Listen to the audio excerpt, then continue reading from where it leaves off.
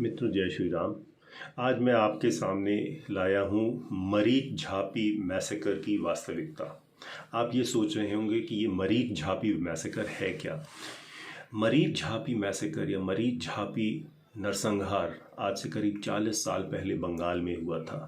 इस नरसंहार में हज़ारों की तादाद में हमारे जो दलित भाई थे उनकी मौत हुई थी और उनकी महिलाओं के साथ बड़े ही घिनौने कृत्य हुए थे। तो आप ये सोच रहे होंगे कि इस नरसंहार के बारे में हम क्यों नहीं जानते। मैं इस सवाल के ऊपर बाद में आऊँगा, लेकिन पहले मैं आपको बता दूं कि इस मरीच झापी नरसंहार की हकीकत क्या है, सच्चाई क्या है। हम चलते हैं आज से 42 साल पहले, बल्कि और भी पहले 70 साल पहले, जब भारत नया नया आज़ाद हुआ था। पूर्व में था उसके ईस्ट पाकिस्तान और वेस्ट में था उसके वेस्ट पाकिस्तान। जब भारत आज़ाद हुआ तो ईस्ट पाकिस्तान से हज़ारों की तादाद में वहाँ से जो शेड्यूल्ड कास्ट थे या जो दलित हिंदू थे वो भारत की तरफ आए और वो बंगाल में रहने लगे।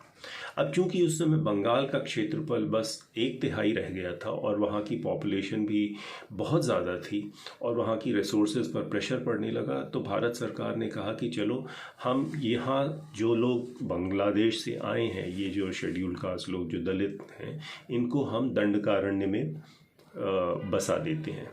अब आप सोच रहे होंगे दंडकारण्य क्या। दंडकारण्य को आप कह सकते हैं कि वो भारत का एक सबसे बड़ा खुला सा जेल है। रामायण काल में दंडकारण्य में भगवान राम ने अपने 14 वर्ष के वनवास में कई वर्ष बिताए थे। आज भी आप दंडकारण्य जाएंगे तो आपको वहाँ सिर्फ जंगल दिखेंगे, जंगली जानवर दिखेंगे, पहाड़ दिखेंगे और बिजली पानी के नाम पर वहाँ पे सब कुछ शून्य बटा सन्नाटा दिखेगा। सड़कें तो हैं ही नहीं वहाँ पे और डॉक्टरों की वहाँ पे मौजूदगी करीब ज़ीरो के हिसाब से। तो आज से 70 साल पहले ये जो बेचारे लोग आए थे, हमारे हिंदू लोग जो बांग्लादेश से बंगाल में रहने के लिए आए बड़ी उम्मीद से, उनको भारत सरकार ने ऐसे ही यहाँ पे इनको ठेल दिया कि लो भैया तुम यहाँ पे रहो। ये थी हमारी भारत सरकार की सदाशयता।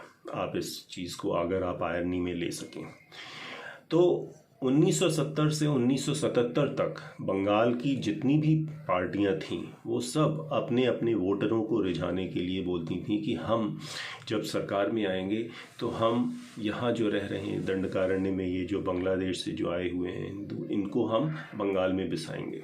लेकिन कोई ऐसा करता नहीं था, क्योंकि उस समय की जो बंगाल की जो सरकारें थीं उसमें अभिजात्य वर्ग या एलीट वर्ग था।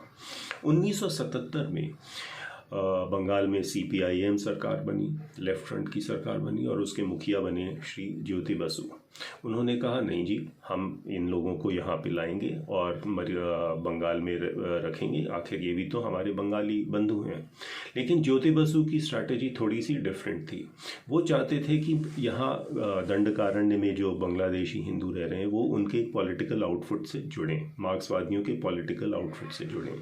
लेकिन ये बात यहाँ के जो बांग्लादेश से जो हिंदू आए थे उनको ये नागवार गुजरी। उन्होंने कहा कि भाई ये तो राष्ट्रीय समस्या है और हम आपके साथ क्यों जुड़ें, आप सिर्फ हमको एक फैसिलिटीज़ दीजिए बंगाल में रहने के लिए, why should we join your political organisation. खैर, किसी प्रकार से ज्योति बसु के कहने पर ये लोग बंगाल में आए और मरीच झापी नाम की जगह में रहने लगे। अब आप ये सोच रहे होंगे मरीच झापी है कहाँ। मरीच झापी एक टापू है और ये टापू सुंदरबंस एरिया में है। सुंदरबंस अगर आपको मालूम होगा, सुंदरबंस वो एरिया है जहाँ पे गंगा नदी बे ऑफ बंगाल से मिलती हैं और वहाँ पे एक बहुत बड़ा डेल्टा बन गया है, वहाँ बहुत जंगल हो गए हैं। अब वो वहाँ रहने लगे तो फिर बंगाल की जो सरकार थी उसको प्रॉब्लम होने लगी। आखिर अभी तक इन लोगों ने इनके पॉलिटिकल ऑर्गेनाइजेशन से नाता नहीं जोड़ा था। जो मार्क्सिस्ट थे वो चाहते थे कि जो बांग्लादेश से जो हिंदू आए हैं वो अगर जुड़ें उनके पॉलिटिकल ऑर्गेनाइजेशन से तो मार्क्सिस्ट की जो पॉलिटिकल का सपोर्ट जो है वो बंगाल से बाहर निकलकर मध्य प्रदेश, उड़ीसा, छत्तीसगढ़, झारखंड, बिहार में हो जाएगा। लेकिन ये तो ऐसा हो नहीं रहा था। इस बात से ये मार्क्सिस्ट जो थे ये चिढ़ गए। तो सबसे पहले इन्होंने बोलना शुरू किया कि मरीच झापी में जो लोग रह रहे हैं वो वहाँ की पर्यावरण व्यवस्था को बिगाड़ रहे हैं। अरे भाई, तुम लोगों ने ही तो उनको वहाँ पे बसाया। जब ये बात नहीं बनी और जब लोग वहाँ से तब भी नहीं हटे तो इन मार्क्सिस्ट गुंडों ने क्या किया कि उन्होंने स्टीम बोट्स और पुलिस की मदद से इन बेचारे सीधे साधे जो दलित हिंदू थे, इन लोगों का पानी पीने की फैसिलिटीज़ और बाकी सारी जो इम्पोर्टेंट फैसिलिटीज़ थी उनको रोकने की कोशिश की। कई लोग घायल हुए, कई लोग मारे गए, पुलिस ने इन लोगों के ऊपर जानलेवा हमला किया। अब ये जो बेचारे थे इनके पास तो कोई हथियार थे ही नहीं। ये लोग करते क्या थे, ये बढ़ईगिरी करते थे और छोटा मोटा धंधा करते थे, लेकिन फिर भी इन्होंने अपने आप को बचाया। जब सब कुछ देख रहे थे कि ये व्यर्थ हो रहा है तो ये बंगाली जो मार्क्सिस्ट थे इन्होंने मुस्लिम ठगों की मदद से इनके ऊपर आक्रमण करवाया।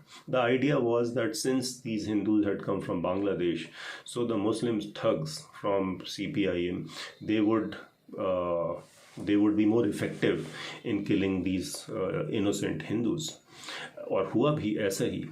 अल्टीमेटली 1978 में इन मुस्लिम ठग्स के कारण करीब 10,000 बंगाली हिंदुओं की वहाँ पर हत्या हुई। Nearly 10,000 Dalit Hindus who had come from Bangladesh to Marit Jhapi, they were killed in that particular island. आज भी हम नहीं जानते कि कितने लोगों की एक्चुअली डेथ हुई। बंगाल सरकार बोलती है सिर्फ 70-80 लोगों की डेथ हुई, लेकिन कई सारे जो वहाँ के जो सर्वाइवर्स थे उन्होंने देखा कि वहाँ पे लाशें इकट्ठी थीं। हम ये कह सकते हैं सेफली कि करीब 9-10 हज़ार लोगों से कम कि वहाँ पे वध नहीं हुआ होगा, और न जाने कितनी बेचारी हिंदू लड़कियाँ और महिलाओं के साथ उनका कितना दुर्व्यवहार हुआ होगा। अनफॉर्चुनेटली मरीज झापी के बारे में हमारी केंद्र सरकार भी कुछ नहीं कहती और हमारे जो तथाकथित हिंदू संगठन है वो भी चुप रहते हैं, पता नहीं क्यों। मैं भी इसके बारे में, इस मरीज झापी नरसंहार के बारे में नहीं जानता अगर मैं ट्विटर पे नहीं होता। मुझे इसके बारे में सिर्फ 2 साल पहले ही पता लगा था, और जब मैंने यूट्यूब चैनल जब ये शुरू किया तो मेरे दिमाग के कोने में था कि मरीज झापी के बारे में कुछ बोलना चाहिए। तो आज ये मौका है कि मैं आपके साथ ये शेयर कर रहा हूँ मरीज झापी के बारे में। इस मैसेकर के बारे में अब आपको मेरे ख्याल से अब अंदाज़ा हो गया होगा। प्लीज़ इस वीडियो को आप शेयर कीजिए ताकि और से और लोगों को मरीज झापी मैसेकर के बारे में मालूम हो। जय श्री राम।